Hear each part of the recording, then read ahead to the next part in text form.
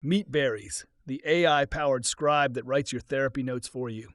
Secure and private with no recordings stored and EMR ready with one click. Join over 8,000 clinicians, saving time and staying present in sessions. And right now, save $50 off your first month with code TherapyShow50. Berries, so you can focus on care, not notes. Welcome to the Therapy Show with Lisa Mustard, where continuing education meets convenience. Lisa brings therapists practical conversations with expert guests who share tools, techniques, and insights to enrich your practice. Whether you're on a walk, commuting, or cooking dinner, you can earn continuing education contact hours and stay inspired without sitting through endless recorded trainings.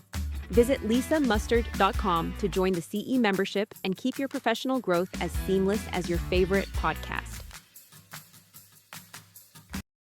Please note that the content provided in this podcast is for informational and educational purposes only and is not intended to replace professional mental health care, diagnose, or treatment. Always seek the advice of your own licensed mental health provider or medical professional regarding your specific situation. While I am a licensed marriage and family therapist and my guests are also professional counselors, the discussions in this podcast are meant to offer general insights and should not be taken as personalized therapeutic advice. Listening to this podcast does not establish a therapist-client relationship with me or any of my guests. If you are experiencing a mental health crisis or have thoughts of harming yourself or others, please contact a mental health professional, call 911, or go to the nearest emergency room immediately. You can also reach out to a crisis hotline such as the Suicide and Crisis Lifeline at 988 in the United States for immediate support. Every individual's journey is unique, and what works for one person may not be suitable for another, so please use discretion and seek appropriate care as needed. Hey friends, welcome back to another episode of The Therapy Show. I'm your host, Lisa Mustard, and this week's guest is Jeff Jones. So excited to have you. Welcome to the podcast, Jeff. Thank you for having me, Lisa. I super appreciate it. I'm looking forward to the conversation. Me too. And I love this topic. I don't know if I mentioned this to you, but many years ago, I cut my teeth as a family therapist in addiction. So I have a heart for this topic, and that's what we're going to talk about today. So can you share a little bit about who you are, what you do, and how you help? Yeah, who I am, I went through the whole therapy thing. But before that, I grew up in a family with addiction. So I experientially learned as a child some of those quote unquote dynamics that we learn about when we're training to be a therapist and all the continuing education. For me, it was all normalized, and I thought that was the way life worked. And so there was no active substance use in my family of origin. However, my mother's father was the alcoholic, and he showered more love and attention upon me than anybody in my whole life. It was incredible. Like, I really felt the love and acceptance from this big man, booming voice. And on the other side of it, my mom hated him, and it was confusing to me to the point where I didn't really feel safe expressing my love for my grandfather in front of my mom. So I had to hide it. So it's these secrets and all the stuff. It was the hotbed for me for codependency. And I did my own drinking and drugging when I was younger, but I don't have the normal treatment center experience. I've been to some self-help groups, mainly taking clients to those groups. So my from childhood and then growing up and becoming a therapist, what really happened for me was I learned how our how therapists are taught, not just therapists, but all of us are taught to think about addiction.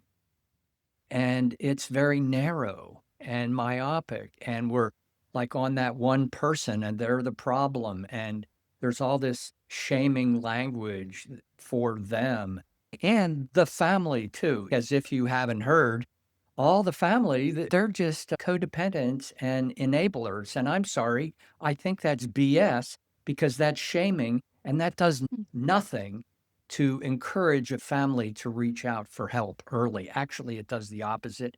And I can feel it in my body right now. It really upsets me. Like, this is a problem. Why is this acceptable? And for years, every day, about 300 people die from overdose or addiction related cause. The family's on the front line. They're in a perfect position. If we wouldn't just shame them and all this punitive kind of stuff. So my book, the name of it is Rethinking Addiction, and that's what I'll talk about here. So Yeah. I'm just going on, but Yeah. No, I that's love the base. Sure. No, I think it's great. And talking to you before we hit record, I have a good sense of your history and how you got into this work. Would you mind sharing a little bit about that as well? Because you Yeah. mentioned before you became a therapist, you were in mediation, right? Yeah. So actually, I was a dental technician in my first life. I had a dental lab with a half a dozen employees, and I was having dreams of being in this jungle, and there was these two warring parties, and my role I would go into each one of these villages and talk to the elders, talk to the main people in the village, and really try to understand what was going on for them. And so, like, that dream was like reoccurring enough that mediation felt like a natural next step of my journey after the whole dental lab business thing. And so from mediation, I had attorneys ask me, "Are you a psychologist?" and stuff like that. And I was like, "No." And so I realized I'm doing something. I have some gifts here that I can build on and actually get a credential, which led me to become a therapist. And I did the couples and family route and et cetera, et cetera. And then after that, my focus was families, addiction, and eventually trauma. But all of the jobs were with individuals. That person we lovingly or not so lovingly referred to as the addict. So I have had a lot of experience working with the individual. I've seen so many times how the family is not really even talked about as being a part of the situation. I became an interventionist with a person who teaches intervention all around the world. And I was like second chair interventionist. And I saw some things that mainly power dynamics that I was like, this doesn't this isn't helpful. It makes it worse. Yes, someone might go to treatment. Will they stay there? Will they actually complete it? And they're mad as a hornet. And the treatment center staff, they are real, there's some really good treatment center staff, but they have the job of shifting that individual's perspective and healing their anger from an intervention. And sometimes it's helpful, and sometimes it ends in them separating from their family and eventually taking their life. And of course, that's not on the 9 o'clock news. Yeah. So you've seen a lot of different outcomes from your work in addiction. It sounds like it. Yeah. And I really want to be clear, there is no one solution. There is no one definition of addiction. There just isn't. And there isn't any one cause. There's multiple. So instead of the cause and effect lens, I've really found contributing factors, looking for contributing factors and starting to think that way and talk that way and actually act from the standpoint of there's multiple factors. And if you want me to go a little further, like with the language of addiction, I one of the first things I try to let family members know is, hey, can we look at your loved one with addiction in two different ways. One, there's addiction, and addiction came into your loved one and kind of took over their thinking, took over what's going on inside of them. So there's addiction and there's the essence of your family member.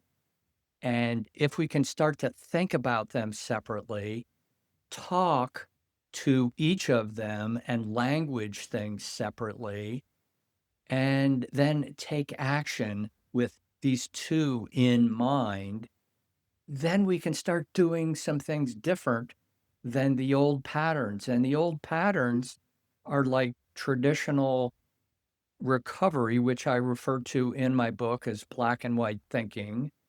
And I really want to say that traditional recovery, there are a lot of things that are done well. Black and white thinking it's the immediate impulse, whatever comes up, that thought, it's our first thought. We believe it's the truth, the whole truth, and we don't question our own thinking, and we're not really open to other perspectives. So what I have seen is the traditional method of addiction in the family and addiction and recovery.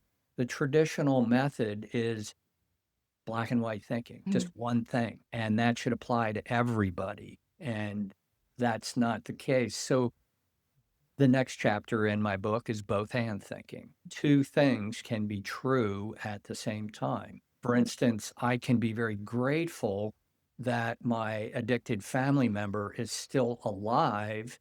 And at the same time, I can be scared that they're going to kill themselves, that they're going to die, or they're going to kill someone else from the drinking and driving or whatever. So both and thinking is first, two things can be true at the same time. But second, there can be aspects of truth in multiple perspectives. And when we slow ourselves down, we can be curious about those aspects of truth in multiple perspective and start to weave them Yeah. together and come up with what's a next best decision for that specific family at that specific stage in that situation. Mm. Okay. Your book sounds like is it very helpful? Is it geared towards therapists or people out there who are struggling with this happening in their family, or is it both and kind of thing? It would be, you guessed it, Lisa. It's a both and kind of thing. Okay. Because I don't remember, I can't remember if we actually got a class on just addiction in grad school. I don't think we did. So addiction is as much a specialty or a niche, but chances are, as a therapist, you're going to have somebody walk into your office that may not be as we would normally say, like the addict or the identified patient, but maybe there's somebody in their family that is dealing with addiction. So it's really great for therapists to know more about how addiction impacts a person who might be sitting in front of you that's not the addict, but might be married to somebody who's dealing with it or has a child or a parent. What do you think is important for those therapists out there who their ears are picking up? They're like, yeah, I have this client and we do have this issue. What would you share with them? So the example that you used, I think, is so true. And that is, people come into the therapy office and they don't talk about addiction, like addiction is not the presenting problem. However, with any disease, all diseases have this mild, moderate, severe kind of classification. We don't really think about it or see it or talk about it until it gets close to severe or severe. So all these mild and moderate kinds of behaviors happen, and the individual, it isn't like the individual is withholding consciously that they have an addiction or someone else in their family has an addiction. It's just that we don't really recognize it. And one thing I can say, and this is a little tangent, but pull me back to the main thread here, Lisa.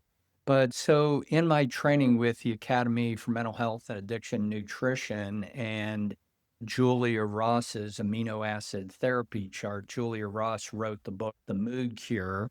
Really, that identifies 4 different neurotransmitter systems and asks the client to fill out 1 to 10 of symptoms of imbalanced brain chemicals from these 4 different neurotransmitter systems: the serotonin system, catecholamine system, GABA system, and endorphin system. And the reason why that's so important is because there can be things like carbohydrates that someone are attracted to address these symptoms that can become an addiction. There can be behaviors. Essentially, we have a emotional problem, and it can even be a physical problem, and it's causing some pain, and we find a strategy to address it. And it could be sugar, it could be chocolate, it could be gambling, it could be drinking, it could be smoking pot, it could be a pharmaceutical medication that we got on. And so all of those things can potentially become addictive. Before addictive, but dependent. So there's a big wide spread of addiction, and I don't want to complicate it. I'll try to bring it back to the main line here, to your question. And that is, I think therapists can start to consider the fact that addiction has this mild, moderate, severe thing. And what does that really mean? And I encourage therapists to do their own research about that. Of course, the book that I wrote, I think, is a good overview and pointing them in the right direction. But I'm real clear. I don't tell people what to do. I help them make their best decision.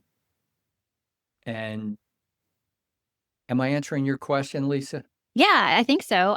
So I guess I want to go back to helping therapists who Yeah. have somebody come into their office and they're not quite sure what to do with the information. They know it's significant. They realize that the person in front of them has the external relationship going on with somebody and that's affecting them. So it sounds like your book helps the therapist have a framework Yes. for helping that Yes. person in the office.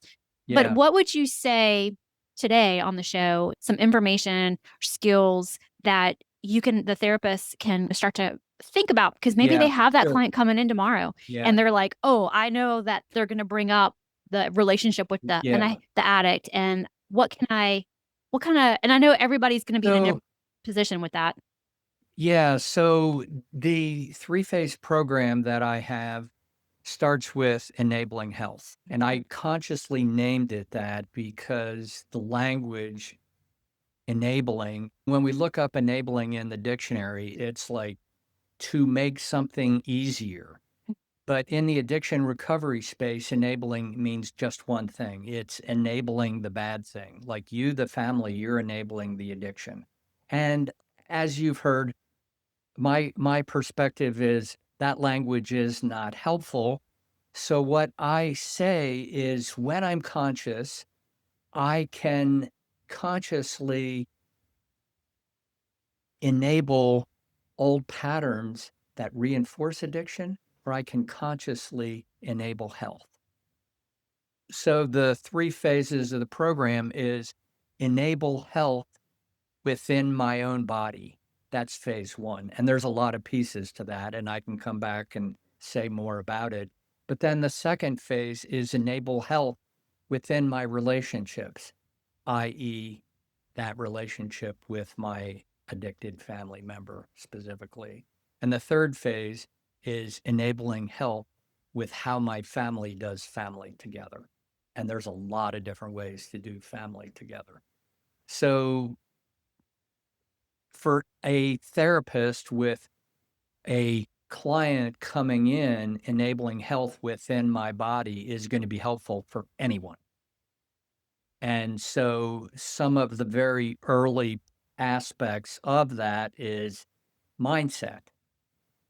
And then the next part of it is becoming aware, recognizing what's happening in my body from the standpoint of my nervous system getting activated.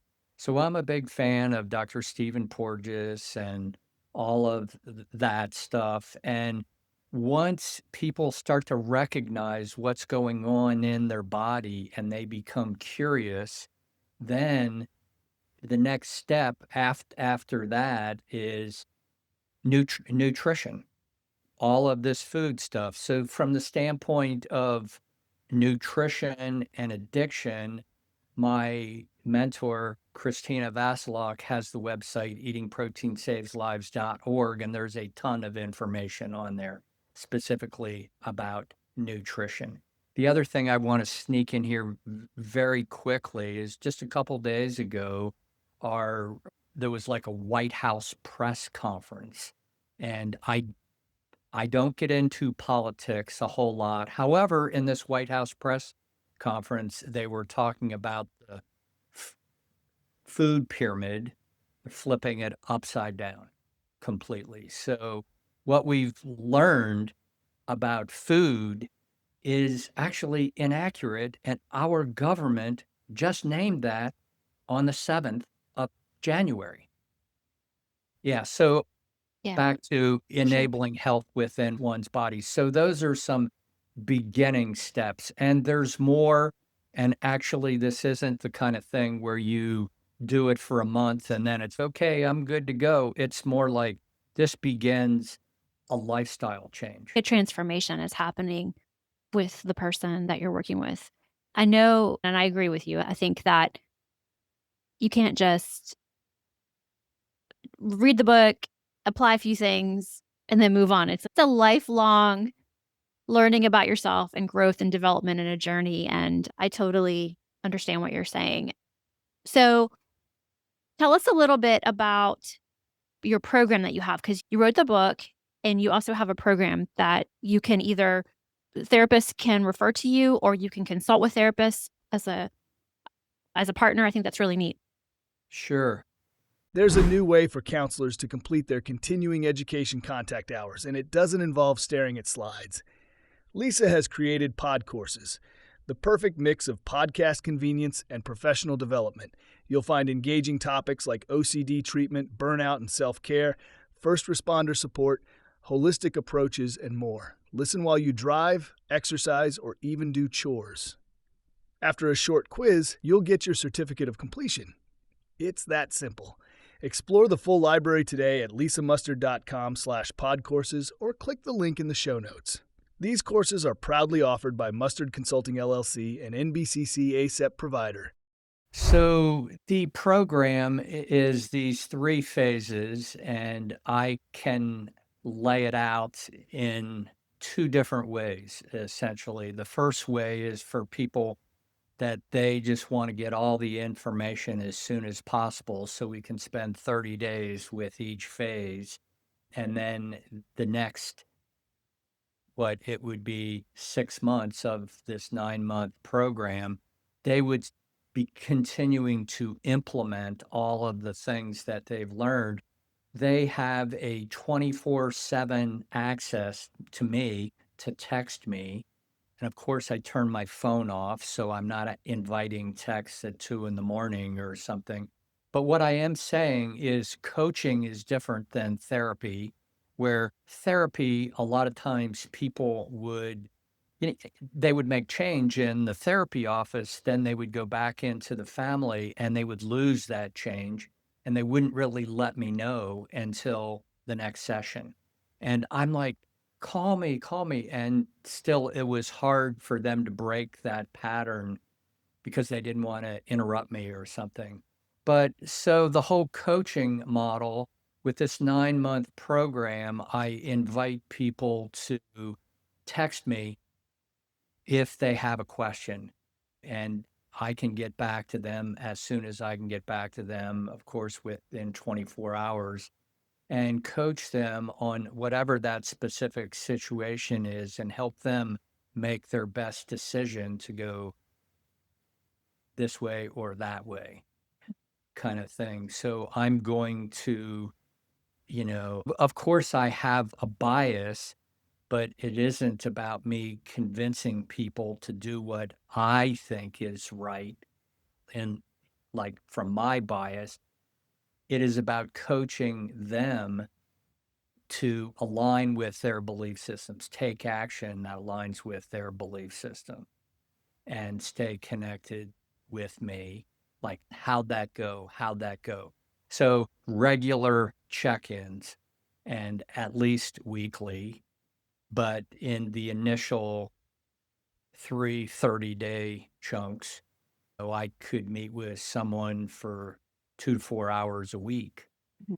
And a lot of it is education and rethinking. And then once they have the paradigm shift cognitively, it's like, how do I apply this to my situation?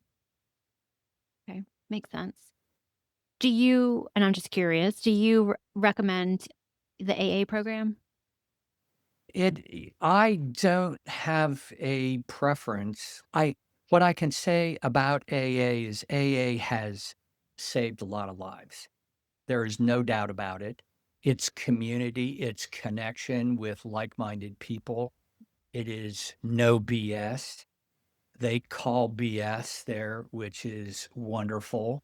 It's all around the world community.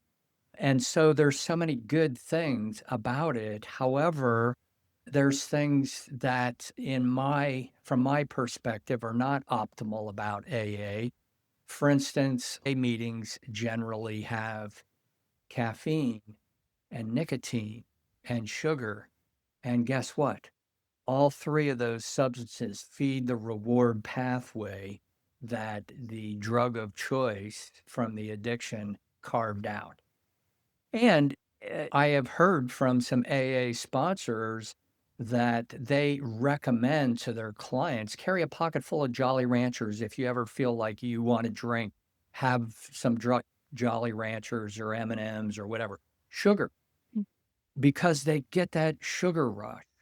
And but it also gets them addicted to sugar. Like, how many people gain weight? And there's a lot of kind of obvious things here, but AA hasn't really warmed up to the biochemical repair of the brain and feed the brain first with good nutrition, because every addiction depletes the nutrients in the body. Interesting. Okay. Yeah, and I know that, it's not for everybody. There's so many different paths to recovery nowadays. It's really interesting. There's so many Yeah. options for people, and yours sounds a really unique opportunity and option for not an addict per se, but the person who is the mom or the wife Yeah. or the sister or the dad or whatever. Or all of the above Yeah. in the same Yeah. family.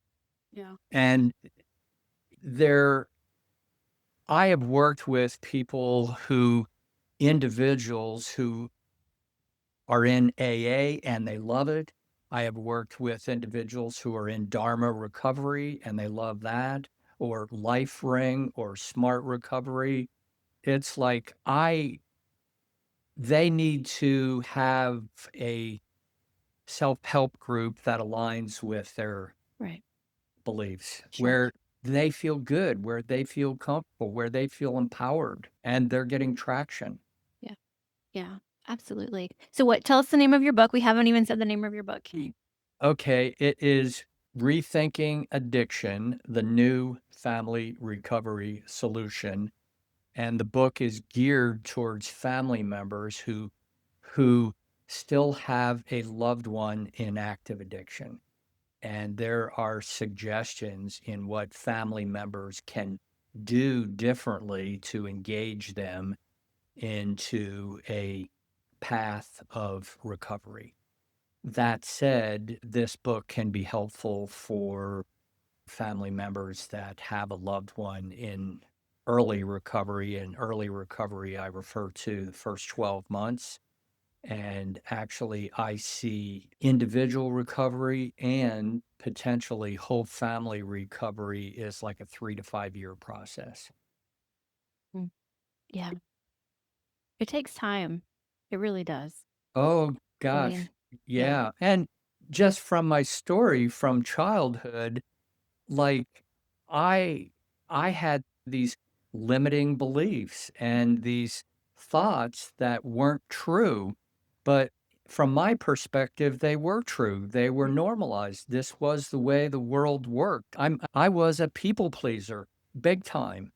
And I thought that was the only way that I could get acceptance and love.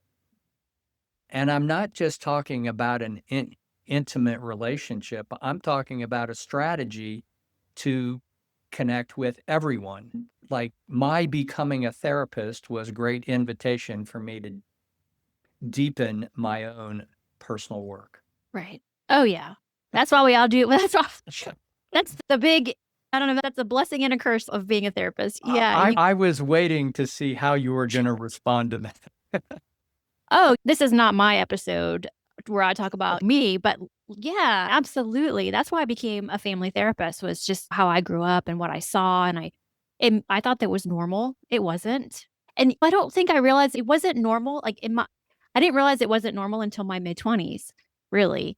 Or if I thought it wasn't normal, I was too embarrassed to talk about it or to share it with anybody, and when I first went to therapy, I remember my therapist was like, "That's not really normal." Oh, okay. But it's so eye-opening, and I had to make the decision, how do I wanna show up in this world? Who do I wanna become? And I think so much that's the mindset that I wish people would have when they go into therapy. And I Yeah. know a lot of people do, but there's a lot of people who come to therapy who think, "I need to be here so you can help me fix that person." And therapy is not for people outside of the room, it is for the people that come into the room. So I just wanna put that out there. That's my little soapbox, y'all, if you're listening. And before we end this, I'm so excited. I actually got some listener questions Oh, from somebody who is in early recovery. This person is in early recovery, just finished a program. And when I mentioned to this person, which is a female, that I was gonna have you on the show, she said, "Can I ask some questions and just get his advice?" So are you good with that? We can jump into these questions? oh, yeah. And if you can give me a little more context, like ages Sure. and if Okay. like the stage, like what happened last month or last year, like a little bit of the trajectory to Okay. today. So I don't have but so much detail. This person Okay. is I will share some little background. This person grew up with a single mom who I believe also may have some addiction issues. So that's how she grew up. Know her father, is now married, second marriage, has an older daughter and has two other kids that are younger with the second husband. This person just came out of a addiction recovery program, partial not it was IOP, I guess you could say. Okay. Do you need more or is that good? That's good. Okay. All right. So here's the first question. How can a person newly in recovery explain to their spouse the need for time away or alone to go to meetings, process alone, or be with sponsors and take the action that recovery takes, while also explaining to their spouse so they don't feel neglected, hurt, or not the priority? Yeah. Wow. Wow. That is such a good question. And that I I'm for the spouse to actually start to comprehend, start to do their own research about the program that his wife is in. So if it's AA, for the spouse to learn about AA, Okay. what that's about. And they could, of course, the sister program, Al Anon, they could go to Al Anon. That would be one way to do it. And they could talk to other people at Al Anon, like after the meeting, and they could get a lot of information that way. The other side of it is there's some very good books out there about living with addiction, living with a spouse in addiction. And those, I don't have them off the top of my head, but I know there are at least three that with a little research and going through my resources I could find, but it would probably be really easy to find on Amazon. So the book, The Cognitive Thing, Al-Anon would be another way to do that, just to start to comprehend what their spouse is going through. And I really want to say, comprehend the program. And it isn't about agreeing with it or disagreeing with it. It's about, like, family members, their healing is a very different path than individuals. And maybe that's where I'm a little bit different than the AA and Al-Anon thing, but and again, this is my perspective. So the black and white thinking of addiction and addiction's rules of engagement is counteracted by recovery's black and white thinking. And it's helpful for some people, but that is primarily, I think, what the spouse could really learn a lot about.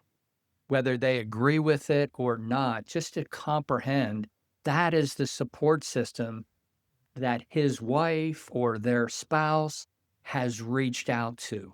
And it's about learning that system and having comprehension to know what the process is. And I can pretty much guarantee you that this person who is going to AA meetings and making that a priority is not doing that as a strategy to get away from their spouse, abuse their spouse, or cheat on their spouse, or anything like that. The challenge here, and it's part of what I do down the road, and that is to be able to rebuild trust over time. And rebuilding trust doesn't happen with one couples and family therapy session. And so what I've done is I've created a family recovery agreement process, and I work with the individual a little bit to get their goals, their commitments, who are their support people, et cetera, et cetera. And then I work with the family to start to understand what their goals are, their personal goals, not their goals for their loved one who's in early recovery, their goals for them as a family. And then with the mediation background that I have, I facilitate family meetings to rebuild trust. Okay. Okay, great. Thank you for that answer. Are you ready for the next one? Okay. Oftentimes, a person in recovery, especially early recovery, is able to see the codependency or control the partner or spouse exerts over the addict. It can be frustrating and overwhelming, and even hard for the partner not in recovery to see they too need help dealing with the patterns of control, sometimes understandably. But it can be frustrating for a person trying to recover to feel the burden of their spouse's control over them. Yeah. Yeah. So the question is, like, how to talk about that, what to do. And so this whole concept of enabling is been fascinating to me, because it happens all around the community, all around your community, all around the state, the nation, et cetera, et cetera. What's underneath that is love and old patterns of how we learn to express our love, how we learn to reciprocate love.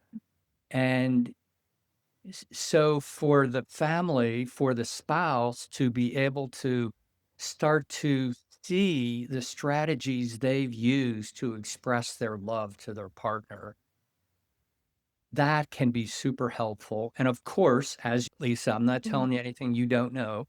It'd be a therapist could be woohoo, super wonderful. And that spouse could make huge transformation in their own life by going to a therapist for them, not to fix their wife, but for them to understand their patterns of loving, because they need to change their patterns of loving. And So there's this is a, I want to say a statistic, but it's more anecdotal. And that is, it's easier for partners to stay together during the addiction. And there's more partners that get a divorce after the addiction is ended and they're in recovery. And your question, I think, really is pointing towards the that fact. Mm. So both partners need to make some significant changes in how they think, how they speak, how they take actions. Yeah. Yeah, I agree. That's that's great. That's really helpful. Okay, one more. All right. How can the recovering how can the person in recovery and the partner spouse support their children in recovery when they don't necessarily have the words children to vocalize what they need? I'm not sure. Do you get a sense for that? Can you read Yeah. that to me again? Yeah, but how can the recovering and the partner spouse support their children in recovering when they don't necessarily have the words to vocalize what they need? I don't know if she Yeah, means to yeah, the yeah. what do you hear when I read that? Yeah, so what I hear when you say that is the obvious concern of mom and dad have when they start to understand that they have vulnerabilities to addiction, and it could be genetically or behaviorally that they could have passed on to the children, and they don't want to pass them on. Right. Okay. That's what I'm hearing. Okay. Is that about it, you think? I think so. I believe so. Okay. Let's just go with that because I think that's Okay. a really great question that I think a lot of people are wondering if that's Yeah. their situation. So I really like how you're hearing it. Let's just go with that. Yeah.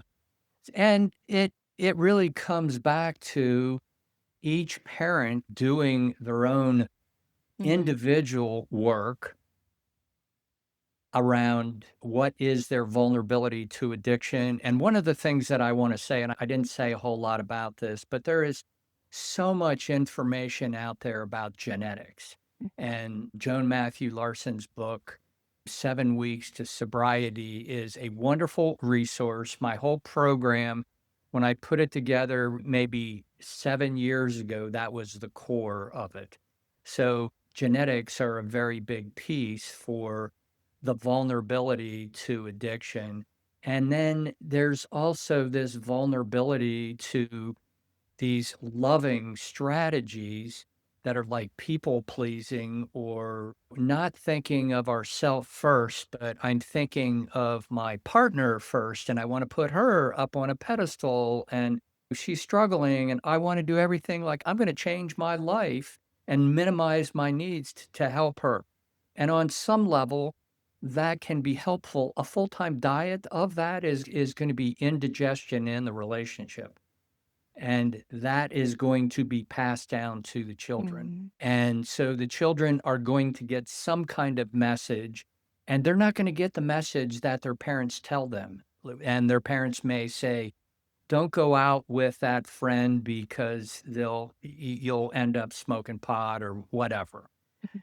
Kids don't learn from that. Kids learn from watching what their parents do.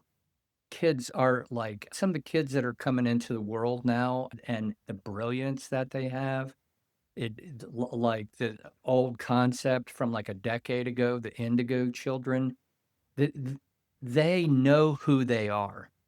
And so it can be, if parents can start to really own what's going on for them and not project it onto their children, that can be super helpful. And what I'm talking about here may sound quote unquote simple, but hey, th- therapists can be very helpful. What I'm doing is coaching. I'm not doing therapy.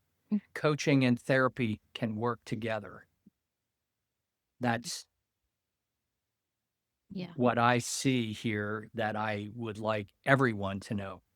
whether it's a therapist or whether it's a family member who has an addicted loved one. Multiple support systems are going to be much, much better than depending on just one. Absolutely. Is there anything else you want to add to those questions? Or Really, those were excellent questions. I wasn't expecting those questions, but those were really good. I think the one thing that I can say is I want to encourage people listening to this, specifically family members, to make change sooner rather than later.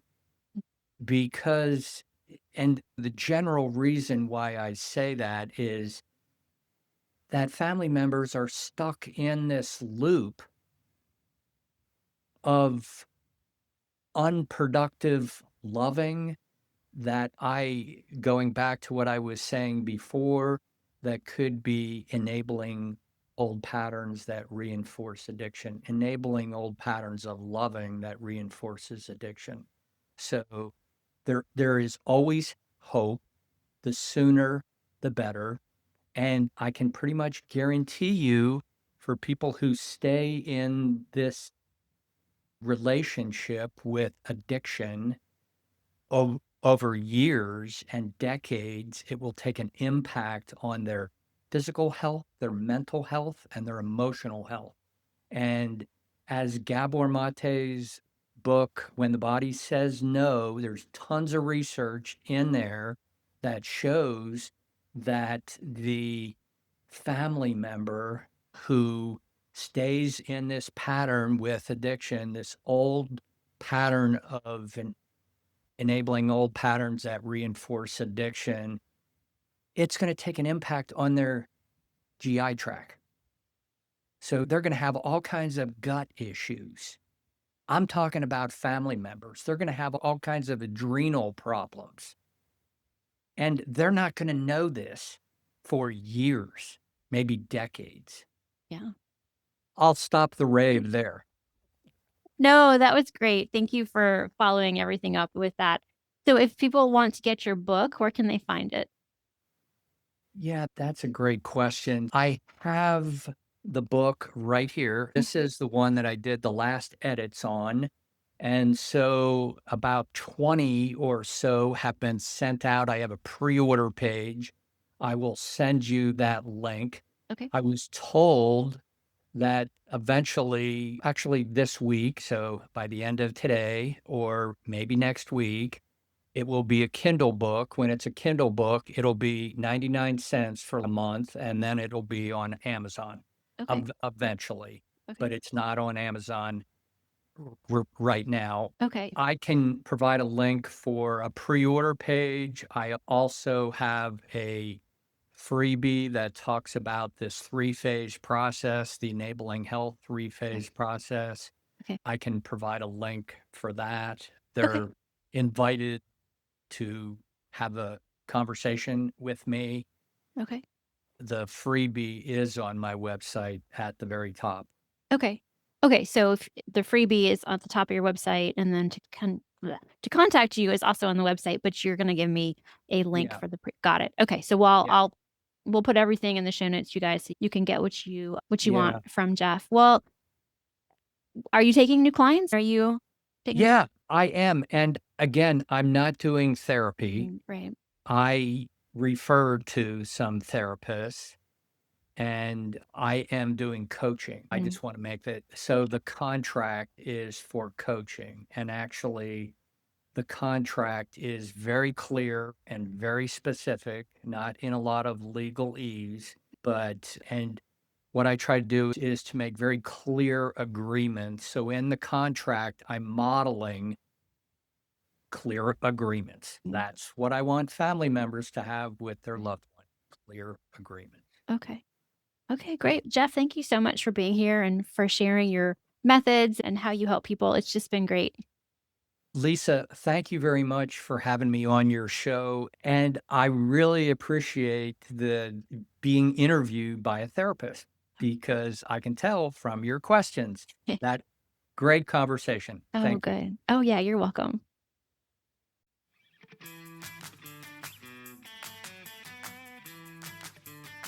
Please note that the Therapy Show with Lisa Mustard is for informational and entertainment purposes only, and not a substitute for professional medical or mental health advice.